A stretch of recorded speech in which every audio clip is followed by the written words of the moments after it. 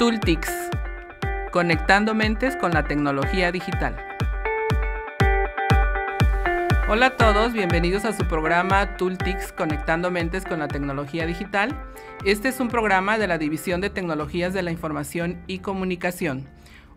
Hola, ¿qué tal? Bienvenidos a Tooltics, donde conectamos mentes con la tecnología digital. El día de hoy vamos a tener un programa especial que tiene o aborda un tema acerca de la escalabilidad de redes y va a ser sobre seguridad de las redes y listas de acceso. Para lo cual he invitado a algunos de mis alumnos a que me acompañen a hablar de este tema. Quiero que se presenten ellos, por favor comenzamos por... Claudio Hernández Rodríguez. Litsi Verónica Cruz Martínez. Rafael León Solís. Ellos son alumnos del TCU en Infraestructura de Redes Digitales y están en cuarto cuatrimestre, perdón. Bueno, vamos a empezar. Este tema es bien interesante porque así como hay inseguridad allá afuera en la parte física, pues también lo hay en la parte de las redes. El día de hoy ellos me van a hablar o me van a platicar acerca de un tema que ellos mismos pueden configurar para poder poner seguridad en la red. Vamos a empezar. Rafa, ¿qué entiendes por seguridad de red y cuál es la función principal de una lista de acceso? Bueno, yo entiendo como la seguridad de red, el proceso que se lleva a donde se busca, el proteger esos datos, esos recursos que tienen las empresas, las organizaciones, incluso nuestras casas o incluso nuestros propios datos de accesos no autorizados, exactamente, de terceros que pues pueden hacer un mal uso de estas. Y bueno, una ACL lo podemos entender como una lista de acceso. Una lista de acceso que nos permite poder controlar el tráfico que hay en una red. Por ejemplo, esto se basa según las direcciones IP, puertos o protocolos. Así como en la vida real puede un ladrón venir a robar nuestra casa o alguna cosa de nosotros, en la era digital también pasa. Y pasa mucho más, creo que de forma física. Muy seguido actualmente. Quisiera comentarles que este tema de listas de acceso que vemos en la materia de escalabilidad de redes no es el único tema para proteger una red. De hecho, existen cosas o aparatos muy costosos que pueden hacerlo, pero a nivel particular, estos chicos del TCU en Infraestructura de Redes Digitales, ellos pueden programar equipos con esto, que se llama listas de acceso, para poner seguridad. Bueno, ahora me gustaría que Litsi nos dijera por qué las ACLs o listas de acceso son una herramienta importante dentro de la seguridad de una red escalable. Bueno, porque permite aplicar políticas de seguridad específicas en diferentes partes de la red, lo que ayuda a segmentar y a reducir el riesgo. También en una red grande no todos los usuarios pueden tener el mismo permiso. Una red escalable está en crecimiento y así como crecen los usuarios y los dispositivos, igualmente pueden crecer los delitos informáticos. Por eso es importante tener configuraciones de seguridad como las listas de acceso. Excelente, Litsi, muy bien. Claudio, platícanos, ¿qué tipos de listas de acceso existen y en qué hay diferencias de cada una de ellas? Como tal, tenemos dos tipos de listas de acceso: las listas de acceso estándares y las listas de acceso extendidas. Las estándares como tal solamente filtran el tipo de dirección de IP de origen al que se va a enviar, mientras que las listas de acceso extendidas son más específicas, filtran desde el tipo de dirección IP de origen, de destino, el tipo de protocolo que se tiene que filtrar y también el tipo de puerto que se va a filtrar. Ok, quiero comentarles que Claudio nos acaba de mencionar un término que son direcciones IP. Chicos, en sus propias palabras, cualquiera de los tres, el que guste, ¿le podrían explicar a nuestro auditorio qué es una dirección IP? Bueno, una dirección IP es una manera de identificar un dispositivo. Esta dirección IP no puedes cambiar según la red o el momento, entonces es una forma de identificar un dispositivo dentro de una red, pero no es una forma que sea totalmente estable, no estable, sino estática, por decirlo así. Para eso existe otra dirección. Ok, muy bien. Así como las casas en nuestros hogares tienen una calle donde viven y un número, así los dispositivos de red tienen una dirección, que igual tienen una calle y un número. ¿Me pueden decir, Litsi, te puedes acordar aquí en este momento de una dirección IP de un dispositivo X? Por ejemplo, podría ser la 192, 168, 10, 5, por ejemplo. Ándale, y en ese caso el 192, 168, 10 sería la calle del dispositivo y el 5, dijiste al final, es el número que tiene en ese caso la computadora o la tableta o el celular. Entonces Claudio nos decía que las ACLs estándares están por IPD de destino. De destino. Ok, y en el caso de las listas de acceso extendidas. En el caso de origen. De origen y de destino, porque ahí podemos ser más específicos, ¿no? Muy bien, Litsi, ¿cómo sería, o más bien Rafa, ¿podrías darme un ejemplo de cómo serías una ACL estándar? Sí, bueno, podemos imaginar una red que, bueno, por decir una red, una 192.168.10.0, diagonal 24. Queremos que esta red por completo no pueda llegar al router. Podemos crear una lista de acceso estándar y esta va en la interfaz. Lo más cerca del destino. Del destino, sí, bueno, donde normalmente se encuentran los dispositivos finales o la LAN. Esto va a permitir que la red que los usuarios no puedan acceder a esta red por completo. Entonces, este tipo de configuración es mucho más fácil para un administrador de redes, de hecho.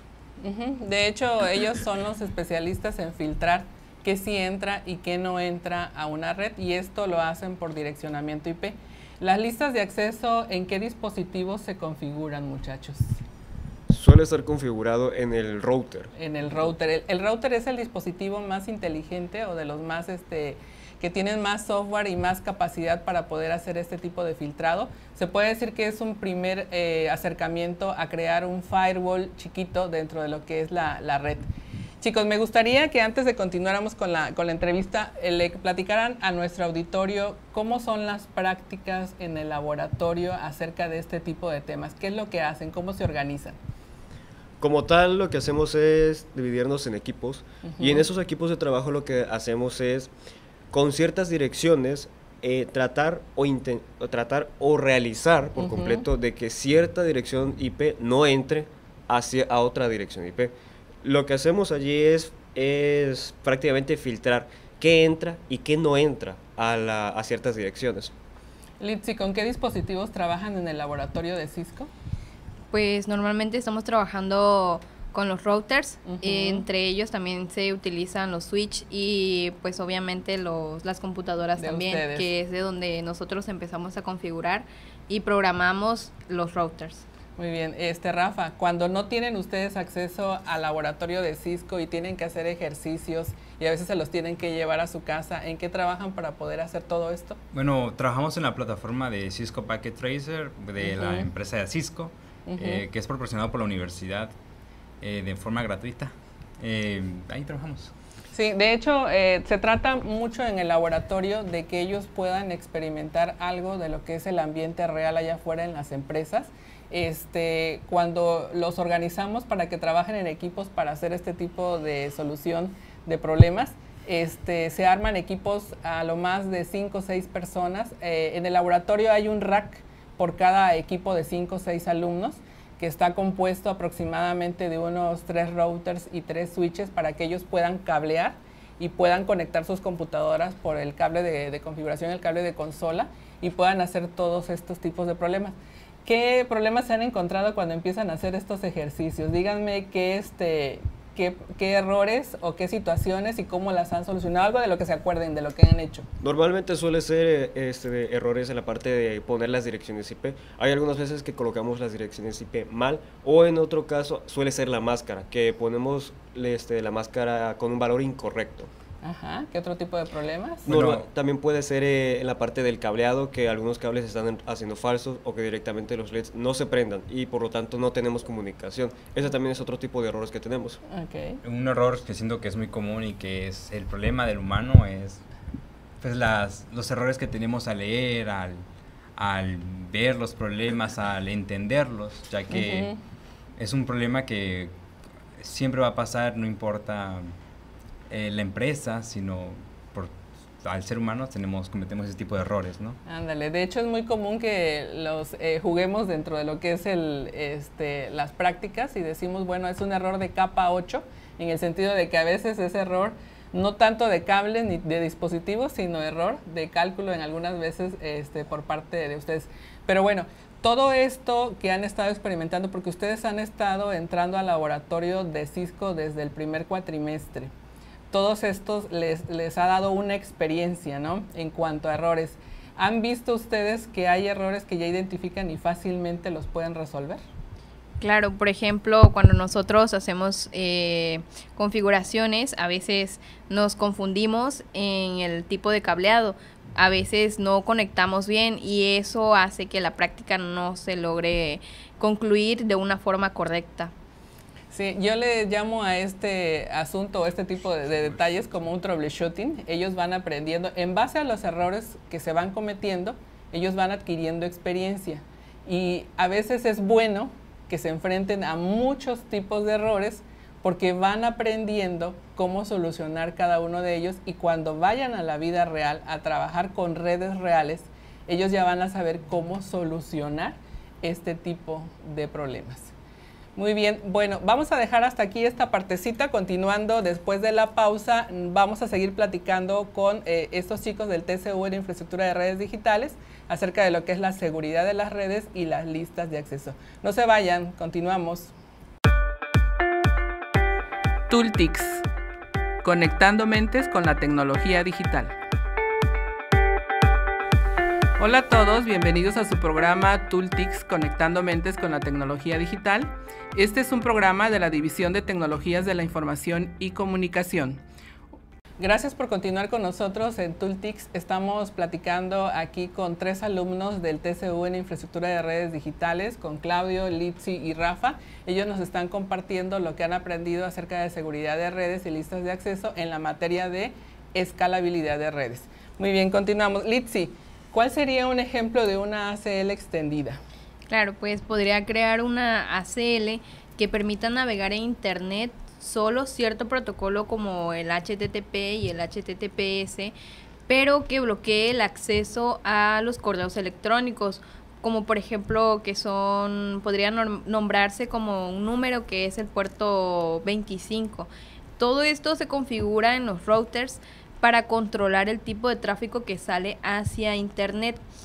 Y por eso son un poquito más específicas y requieren de más planificación y análisis antes de crearlas y aplicarlas. Ok, como bien les comentó Litsi, ella les habló de protocolos, les habló del número de puertos. Eso es algo que ellos estudian y que tienen que aprender para poder hacer este tipo de configuraciones que son un poquito más avanzadas. De hecho, este tema no es un tema que sea tronco común para las otras carreras, es específicamente de la especialidad de infraestructura de redes digitales.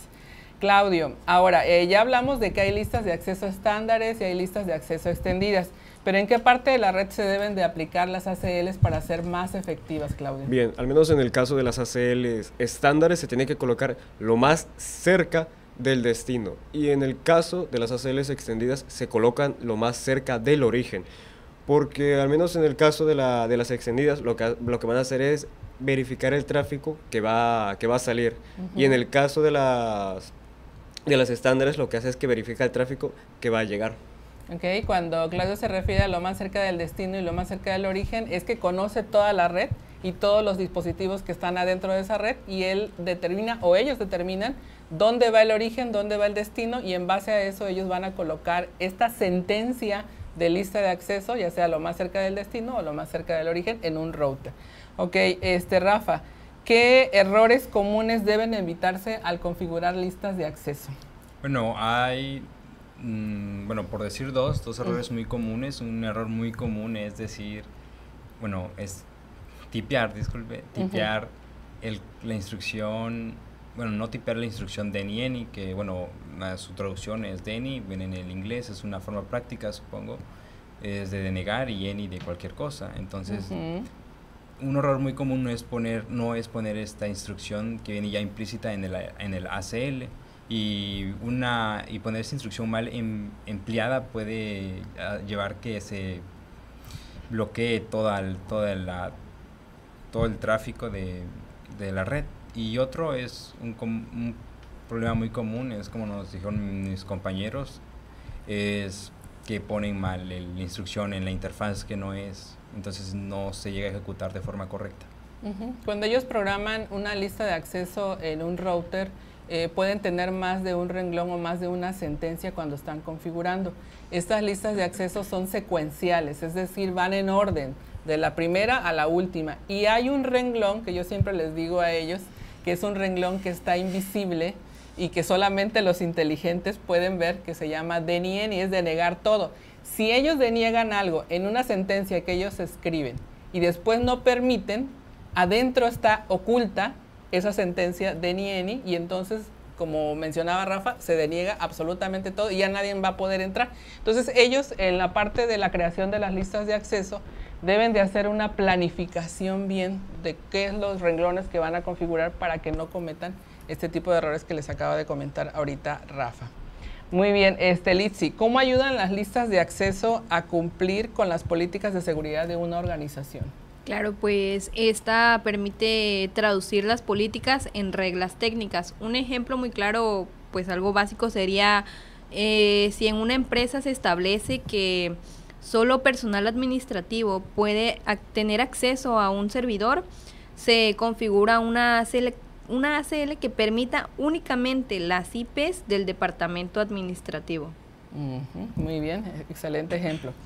Bueno, Claudio, ¿qué relación existe entre las listas de acceso y el principio de mínimo privilegio? Como tal, en la parte de las listas de acceso, es prácticamente permitir que ciertos usuarios tengan el acceso necesario a realizar ciertas tareas específicas, o inclusive puede ser una red entera que tenga cierto acceso a cierto lugar, como por ejemplo las redes empresariales que utilizan prácticamente las redes que están abiertas al público, no son las mismas que utilizan en la parte de recursos humanos o en la parte de gerentes. Son redes muy aparte que los usuarios, que los clientes no pueden acceder a esas secciones y prácticamente solamente hacen las tareas necesarias, no más. Ok, excelente, muy bien. Rafa, ¿podrías explicar un escenario donde una lista de acceso ayude a aislar segmentos de la red? Sí, claro, bueno, como hablaban mis compañeros, una muy buena práctica de seguridad es que a los usuarios no se le puede dar todo el poder que hay en una red, entonces no puedes darle el poder absoluto, ni puedes darle acceso a todo, porque usuarios malintencionados podrían aprovecharse de eso. Entonces, un buen escenario es imaginándote que tienes una red y quieres que los usuarios no puedan acceder a tus servidores, entonces puedes crear una lista de acceso donde puedes poner esto. Entonces puedes poner que no puedan acceder a la parte de los servidores y lleguen directamente al firewall o al proxy. Ellos trabajan todos los días con números binarios, algo que le llamamos como subneteo, VLCM. Ellos saben hacer conversión de binario a decimal y a través de eso, como trabajan las computadoras con unos y ceros y también las redes con unos y ceros, ellos pueden hacer cálculos para aislar ciertos segmentos de red o permitir ciertos segmentos de red. Entonces, pues prácticamente ellos están entrenados a hacer este tipo de situaciones. Litsi, ¿cómo comprobarías que una lista de acceso está funcionando correctamente? Pues para esto hay comandos, pero en este caso yo revisaría los contadores de coincidencia en el router con el comando show access list. Y también haría pruebas de conectividad como son los ping y los trace routes, y verificaría que solo el tráfico permitido pase hacia la red. Entonces esto ya, como ven, es un poquito más especializado en el sentido de que ellos puedan determinar, ¿verdad?, si se está aplicando bien la lista de acceso o no. Muy bien, Claudio. En términos generales, ¿qué aprendiste sobre el uso de listas de acceso en la materia de escalabilidad de redes? Que básicamente nosotros podemos realizar filtrado de qué entra y qué sale a la red, sin la necesidad de gastar en equipos sofisticados. Podemos economizar en la parte de los gastos y podemos realizar el trabajo que ciertas máquinas pueden hacer. Podemos filtrar la información que entra y la información que sale. Claro, con varias prácticas que antes tenemos que realizar. Ándale. De hecho, existen equipos sofisticados, pero que es muy caro que las empresas tendrían que adquirir para poder hacer esto sin tener, como se pudiera decir, un especialista en el área. Sin embargo, vemos que en el caso particular de los chicos de redes, ellos aprenden ese tema que son listas de acceso, que es poner seguridad, se puede decir que es una mínima seguridad, pero que es muy potente en el sentido de que filtra que sí entra y que no entra a una red. Son como los policías de la red y que aprenden a configurar esto. Chicos, esta es una materia que les está complementando a ustedes en su especialización en la parte de redes digitales. Pero platíquenme, ¿qué otra materia llevan de redes en este cuatrimestre que está complementando su formación? Llevamos igual una materia llamada programación de redes, que igual se me hace una materia sumamente importante, ya que la programación es el padre de cómo se crea toda la tecnología. Sin ella, pues estaríamos muy atrás, demasiado atrás. Entonces, esta materia une tanto la programación con la automatización de los dispositivos, usando sistemas, automatizando tareas, automatizando, bueno, igual este tema de para eso usan Python, ¿verdad? Sí, Python, el lenguaje Python para esto, ya que es un lenguaje muy versátil, es muy sencillo de aprender, aparte es rápido para lo que queremos. ¿Qué otra materia? La materia de infraestructura de redes, la cual nos sienta los protocolos que tenemos que seguir al momento de realizar la instalación de un cableado de red estructurado. También qué elementos debemos considerar al momento de hacer la instalación de red. Y también entra de la mano de infraestructura de redes la materia de centro de datos, la cual nos dice o nos nombra otras normativas que tenemos que conseguir, que tenemos que hacer, como las normativas eléctricas y prácticamente en esta materia vemos el diseño de un site, cómo tiene que ir acomodado, cómo tiene que ir cableado, cómo tiene que ir incluso refrigerado, porque los equipos se calientan bastante, incluso ciertas prevenciones y otras normas de seguridad. Me supongo yo que más adelante van a aprender también lo que es el cálculo de potencias para saber qué no breaks, ¿verdad? O qué dispositivos especiales necesitan para que la red esté protegida. ¿En alguna de las materias están viendo ya algo de fibra óptica?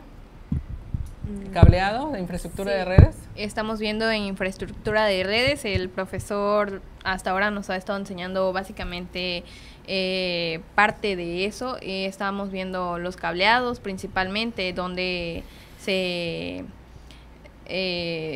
su estructura, donde se conectan, en qué tipo de zonas también, y ya. ¿Qué les recomendarían ustedes a sus compañeros que vienen, ahora sí que interesados en estudiar algo de redes? ¿Qué es la parte en la cual tienen que hacer mayor énfasis para que estén mejor preparados hasta lo que ustedes llevan de conocimiento ahorita? Como tal sería la parte de subneteo de redes. Es la parte más esencial y es la parte más importante de cualquier ingeniero en la parte de redes. Porque si no sabemos cómo segmentar o cómo dividir la red, no tendremos el control de la red. Muy bien. ¿Qué más? Bueno, yo realmente considero que desde un inicio es muy importante poner atención en las materias que uno mismo piensa que son relevantes, no solo en un tema, sino un tema deriva a otro tema, que deriva a otro tema. Es importante que, aparte de que todas las materias van relacionadas, por ejemplo, ahorita mismo en cuarto cuatrimestre, que ya estamos enfocados en nuestra carrera de infraestructura de redes, es una materia va relacionada con la otra. Es muy seguido que un profe nos pregunte información acerca de otra materia que llevamos. Entonces siento que es relevante que uno le dé la importancia a cada materia. Y bueno, a mi punto de vista, lo que yo he vivido, podría decir que la materia de redes es lo más importante que yo me gustaría repasar.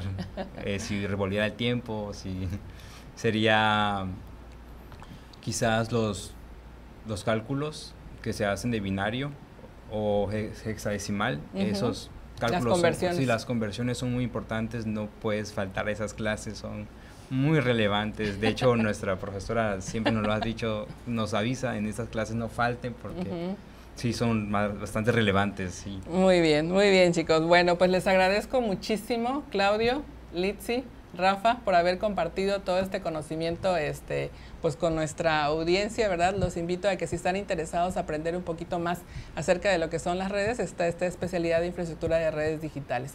Muchas gracias, espero que nos acompañen en un próximo programa. Se despide de ustedes, María Reina Guillermo. Tooltics, conectando mentes con la tecnología digital.